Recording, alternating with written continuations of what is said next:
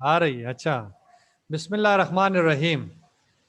और second topic of today's session is gastritis, and these are the objectives: define gastritis, discuss the causes, pathophysiology, manifestation of gastritis, diagnostic, medical and surgical management of gastritis, and then the nursing process and developing a teaching plan for it.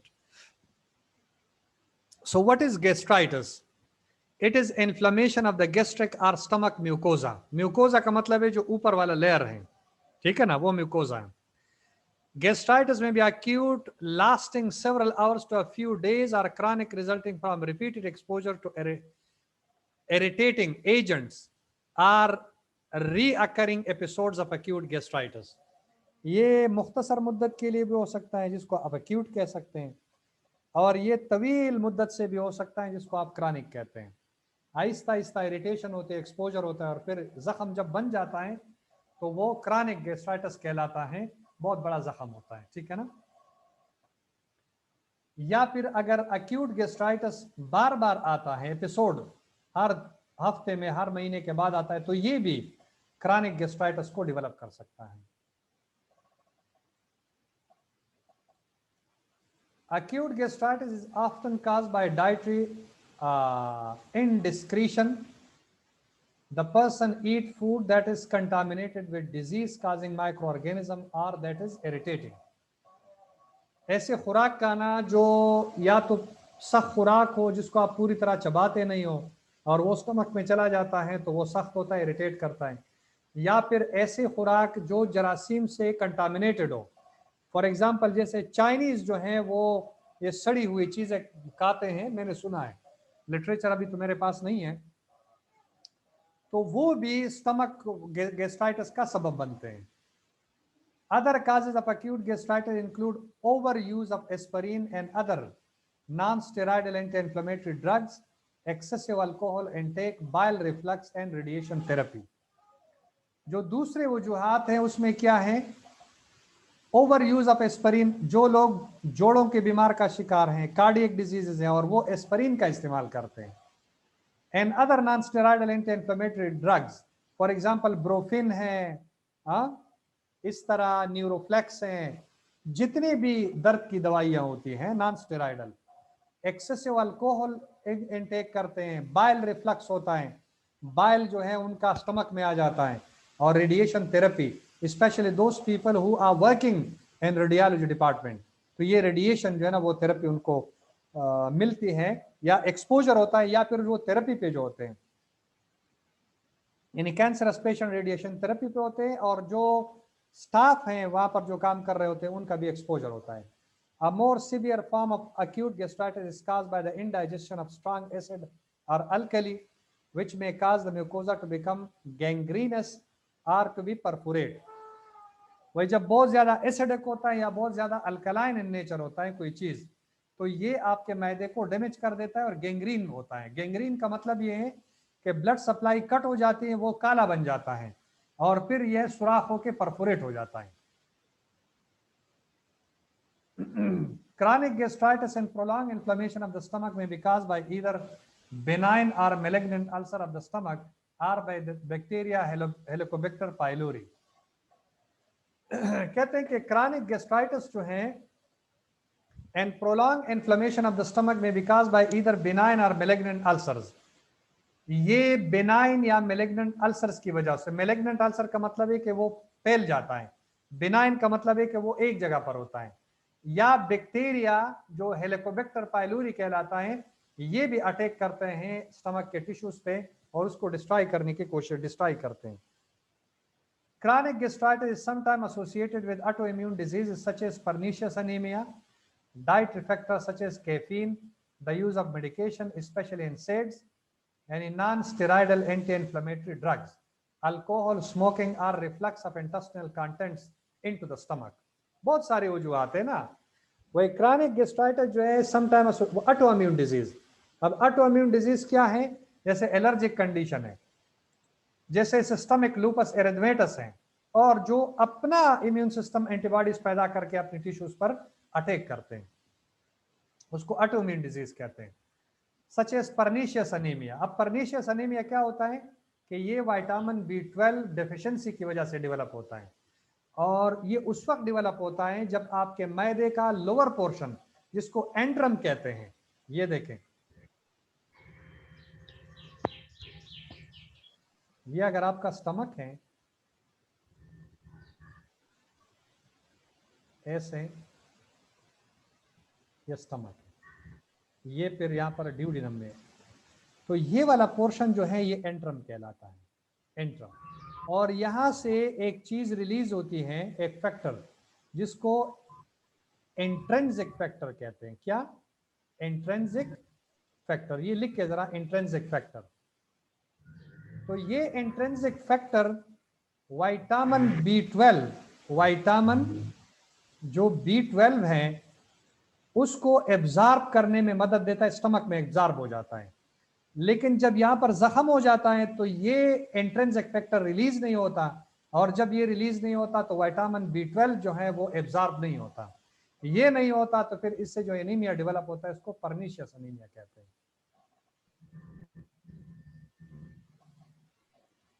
अच्छा जी, तो ये pathophysiology. In gastritis, the gastric mucosal membrane becomes edematous and hyperemic, congested with fluid and blood, and undergoes superficial erosion. Erosion का मतलब है कि जैसे arrowed होना, यानी निकलना। आप जैसे ये है ना, ये मेरे पास एक चीज है, इसको मैं अगर चाकू से या किसी ब्लेड से आहिस्ता आहिस्ता इस तरह उतारूं तो ये एरोड हो जाएगा, आहिस्ता आहिस्ता इसका चील जो है वो उतर जाएगा, इसको एरोजन कहते हैं। को बार बार जब स्टमक को इरिटेट हो जाता है, एसिड आ जाते हैं, तो वो एरोजन, सुपरफिशियल ऊपरी हिस्सा एरोड हो जाता है। It secretes a scanty amount of gastric juice containing very little acid but much mucus. Superficial ulceration may occur and can lead to hemorrhage. और फिर ये आहिस्ता आहिस्ता जो अल्सरेशन बन जाता है, जख्म बन जाता है, ये फिर हैमरेज को लीड करता है, यानी ब्लीडिंग होती है। यहाँ पर जो कैपिलरीज है वो रप्चर हो जाती है, ब्लीडिंग होती है।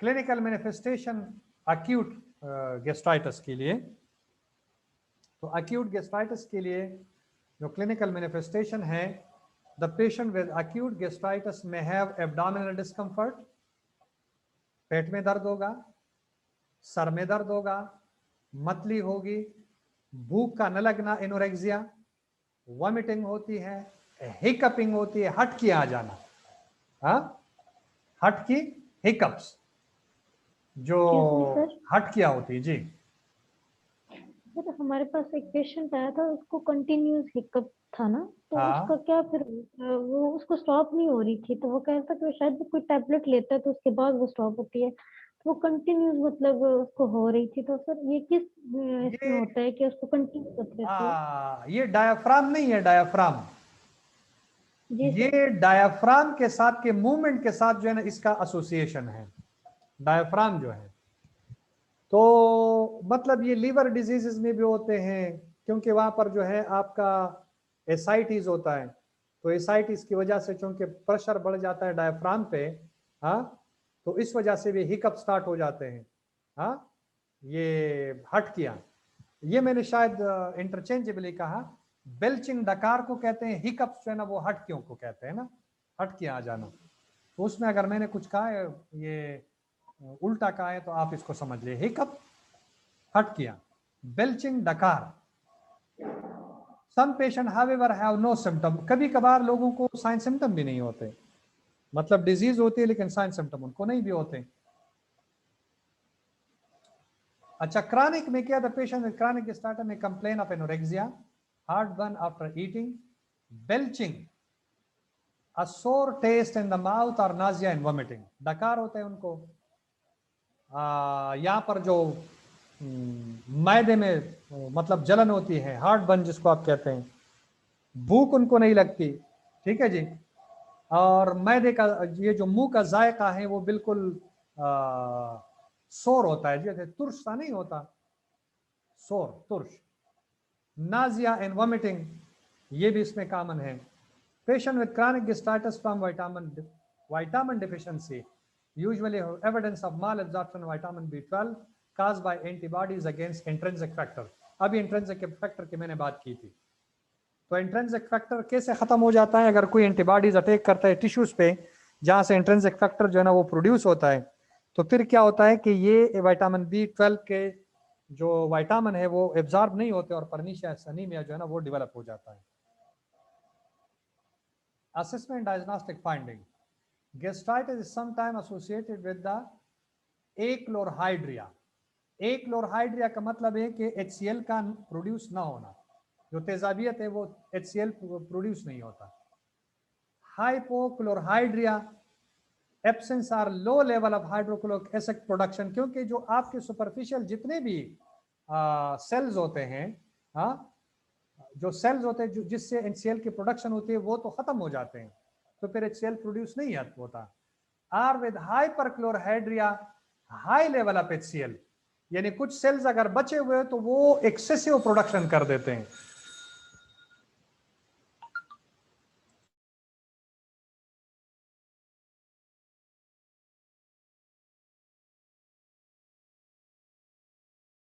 एक मिनट में ये कॉल बैक करो।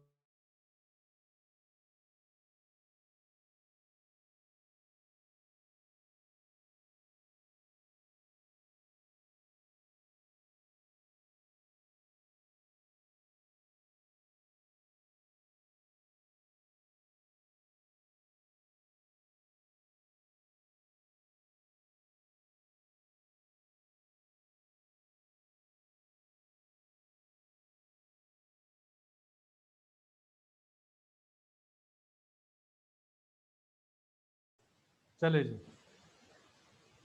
तो एक है एक्लोरहाइड्रिया यानी HCl की प्रोडक्शन का न होना, हाइपोक्लोरहाइड्रिया कम पैदा होना, हाइपरक्लोरहाइड्रिया, हाइपरक्लोरहाइड्रिया का मतलब है हाई लेवल ऑफ HCl, तो सेल्स बचे हुए हैं वो ज्यादा सेक्रीट करते हैं in response to the damage.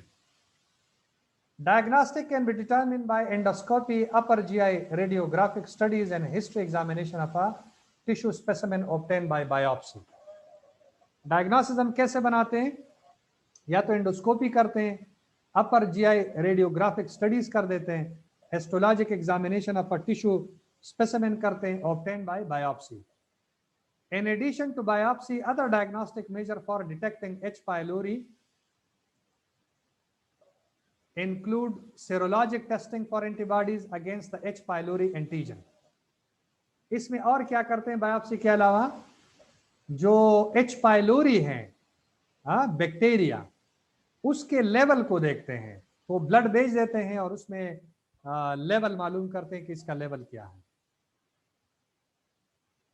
Medical management, the gastric mucosa is capable of repairing itself after a bout of gastritis. ठीक है जी, या तो गैस्ट्राइटिस जब हो जाता है तो मेडिकेशन ले लेते हैं, वो खुद ब खुद रिकवर हो जाता है। As a rule the patient recovers in about 1 day, although the appetite may be diminished for an additional 2 or 3 days. Acute gastritis is also managed by instructing the patient to refrain from alcohol and food until symptoms subside. या तो उनको ये किया जाता है कि भाई alcohol ना पिए अगर वो पीते हैं, जब तक साइन सिम्टम सबसाइड ना हो। After the patient can take nourishment by mouth, a non-irritating diet is recommended. Liquid form में, जैसे आपने यखनी दी, कोई और लिक्विड फॉर्म में कुछ बनाया, उनको दे दिया ताकि वो इरिटेट ना करें। If the symptom persists, fluid may be needed to administer parenterally. और फिर अगर नहीं तो इंट्रावीनसली आप जो है ना वो यानी IV के थ्रू आप उनको फ्लूइड जो है ना वो एडमिनिस्टर कर दे अगर जरूरत है। If gastritis is caused by ingestion of strong acid or alkali, treatment consists of diluting and neutralizing the offending agent. तो फिर उसमें क्या, अगर एसिड है तो अल्कली दे देते हैं और अल्कली ज्यादा है तो एसिड दे देते हैं, उसको न्यूट्रलाइज कर देते हैं। To neutralize acid, common antacid, for example aluminium hydroxide are used. ये शरबत है जो दिया जाता है। To neutralize alkali, diluted lemon juice or diluted vinegar is used. जो जिसको कहते हैं सिरका सर। हाँ सिरका, सिरका बिल्कुल, इसको सिरका कहते हैं, ये दे देते हैं। If corrosion is extensive or severe, emetics and lavage are avoided because of the danger of perforation and damage to the esophagus। तो वो कहते हैं कि लवाज जो होता है ना, लवाज, एम्प्टी ऑफ द स्टमक, जो लवाज के थ्रू यानी कैथेटर इंसर्ट करके आप स्टमक को खाली कर देते हैं, तो कहते हैं कि ऐसा ना हो कि इसकी वजह से स्टमक की परफोरेशन हो, तो इसको अवॉइड किया जाए अगर ये ज्यादा एक्सटेंसिव जख्म बना हुआ है तो। थेरेपी सपोर्टिव में include nasogastric, intubation, analgesic agents and sedative, antacid and intravenous IV fluids. Chronic gastritis is managed by modifying the patient's diet, promoting rest, reducing stress, and initiating pharmacological therapy. And pharmacological therapy would include antibiotic and other Zantac, omeprazole, and so on. So multiple antibiotics and other medications are given. H. pylori may be treated with antibiotic, for example, tetracycline or amoxicillin combined with clarithromycin. And a proton pump inhibitor, लेंजोप्राजोल प्रेवासिट के नाम से थे, possibly bismuth salt, जिसको पेप्टोबिस्मोल भी कहते हैं। ठीक है जी, ये आगे हैं। Research is being conducted develop a vaccine against H pylori. Nursing process, assessment पहले आप करेंगे कि जिस डिजीज के साथ आए आपने थारली उसको असेस करना है, ठीक है, फिर नर्सिंग डायग्नोसिस बनाने, एंड अकॉर्डिंगली एक्सपेक्टेड आउटकम, फिर इंटरवेंशन और फिर इवैल्यूएशन। तो असेसमेंट में आप क्या करते हैं कि when obtaining the history, the nurse ask about the patient presenting sign and symptom, क्या अलामात हैं? सर आवाज बिल्कुल जी नहीं आ रही है, आवाज आ रही है? यस सर, अच्छा अभी जी। आ रही है। When obtaining the history, the nurse ask about the patient presenting sign and symptom. Does the patient have heartburn, indigestion, nausea or vomiting? Do the symptom occur at any specific time of the day, before or after meals, after ingesting spicy or irritating foods, or after the ingestion of certain drugs or alcohol? Are the symptoms related to anxiety, stress, allergies, eating or drinking too much, or eating too quickly? How are the symptoms relieved? ठीक है जी, ये सारी चीजें फिर आपने देखना होता है कि अल्कोहल करते हैं कि नहीं, कोई ड्रग यूज करते हैं, स्पाइसी फूड है, इरिटेटिंग फूड है, हाँ, उनको एंजाइटी स्ट्रेस है कि नहीं, एलर्जीज, हाँ, ईटिंग डिफिकल्टीज, ये सारी चीजें आप मालूम करते हैं। Is there a history of previous gastric disease और सर्जरी, पहले कभी सर्जरी हुई है कि नहीं कोई disease? A diet history plus 72 और dietary recall, a list of everything that patient ate and drink in 72 hours में बी हेल्पफुल। क्योंकि हो सकता है कि उनको ये शिकायत पिछले 2-3 दिनों से हो, तो अगर उनको याद हो कि उन्हें कोई मिर्ची खाई हो या तुर्स चीजें खाई हो, तो आपको पता चल जाएगा। Signs to note during the physical examination, abdominal tenderness, जब पेट को दबाते हैं, हाँ, तो उसमें दर्द होता है कि नहीं होता, इसको टेंडरनेस कहते हैं। Dehydration, evidence of any systemic disorder that might be responsible for the symptom of gastritis. Nursing diagnosis based on assessment of the data. The patient major nursing diagnosis may include the following: anxiety related to treatment, imbalanced nutrition less than body requirement related to inadequate intake of nutrients, risk for imbalanced fluid volume related to insufficient fluid intake and excessive fluid subsequent to vomiting, deficient knowledge about dietary management disease process, and acute pain related to irritated stomach mucosa. Nursing intervention could be reducing anxiety, promoting optimal nutrition, promoting fluid balance, relieving pain, and teaching patients self-care. And then summarization. ठीक है जी, तो आज हमने 2 topics cover कर लिए, एक oesophageal cancer और दूसरा गैस्ट्राइटिस। इंशाल्लाह नेक्स्ट में भी 2 टॉपिक्स कवर करेंगे, तो कोशिश करते हैं कि 3 लेक्चर में ये जो यूनिट है ये कवर हो जाए, इसमें ज्यादा डिजीजेस हैं। ठीक है जी? Yes sir. Any question that you want? So so that I answer your question. And if not, then we can leave. मैं आपको अभी ये भेज देता हूँ, कन्वर्ट करके अभी मैं आपको भेज देता हूँ. हेलो, अस्सलाम वालेकुम सर. वालेकुम सलाम. हेलो. जी जी जी. सर आपने कहा था कि आपका जो YouTube चैनल है आप उस पर शेयर कर देंगे लेक्चर. तो सर आपने कोई नहीं उधर अपलोड किए. ये वाले? जी सर. हाँ, ये वाले मैंने इसलिए अपलोड नहीं किए क्योंकि मैं आपकी मैडम से मेरी बात हुई है, मैंने कहा कि आप वो गूगल क्लास आप बना दें, उस पे मैं अपलोड कर दूं, क्योंकि ये आप इसमें मैंने आपके लेक्चर लिए हैं and that is specifically related to you people. तो ये आपकी अमानत है, आपको मिल सके ना, इसलिए मैंने अपलोड नहीं किए. ये मैं आपको भेज दूंगा. ठीक है सर. ठीक है जी. Thank you sir. ओके. ठीक है. ओके, अल्लाह हाफिज.